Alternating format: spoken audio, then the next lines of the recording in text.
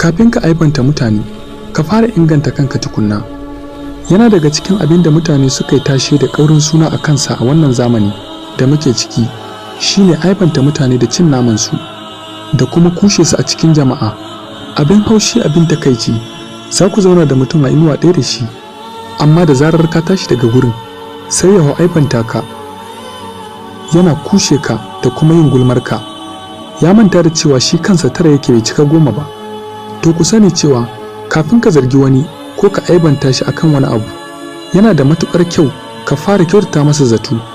Kada ka yanke masa hukunci cikin gaggawa akan abin da baka da yaƙini a kansa. Sannan kuma kafin ka yanke masa hukunci, to ka fara yin nazari akan karan kanka. Kai yaya kake? Ka fi shi inganci da sallah ne? Ya ku mutane, kada ku kusanci zina, domin ku sani cewa musulunci bai taɓa haranta wa mabiyansa wani abu ba, face sai ya maye musu gurbinsa da wani abin da zai zame musu halal a gare su. Da musulunci ya haramta zina sai ya halalta aure, da kuma ya halatta yin aure sai kuma ya ce kada ku kusanci zina balle ma a yi ta. Amma gashi yau har fyaɗe ake yi da luwaɗi da maɗigo. Subhanallah. Allah ta'ala yana cewa kuma kada ku kusanci zina, lallai ne ita ta kasance alfasha ce kuma ta munana ga zama hanya. Suratul Isra'i daga aya ta 17 zuwa ta 32. Ya Allah, kare mu daga dukkan abin da zai yanyo mana fushinka a kanmu, mu kiyaye sha'awoyinmu kuma mu mallake kawunanmu a lokacin da shaidan yake yunkurin tunzura mu zuwa ga sabonka.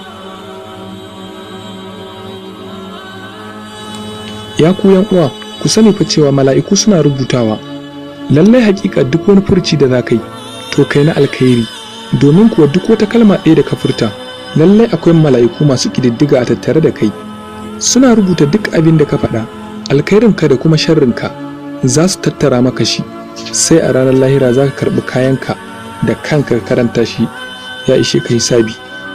Allah buwayi ya ce, lallai ne a kanku hakika akwai matsara masu daraja marubuta, suna sanin abin da kuke aikatawa. Kuma ya ce, a lokacin da masu haɗuwa biyu suke haɗuwa daga dama kuma daga hagu akwai wani mala'ika zaunanne, baya lafazi da wata magana face a liƙe da shi akwai mai tsaro halattacce. Kuma ya ce, kuma kowane mutum mun lazimta masa abin rikodin ɗinsa a cikin wuyansa, kuma mu fitar masa a ranar kiyama da littafi wanda zai haɗu da shi buɗaɗɗe. Karanta littafinka, ranka ya isa ya zama mai hisabi a kanka a yau. Ya Allah, ka tsare mu da furta maganganu waɗanda ba su dace ba.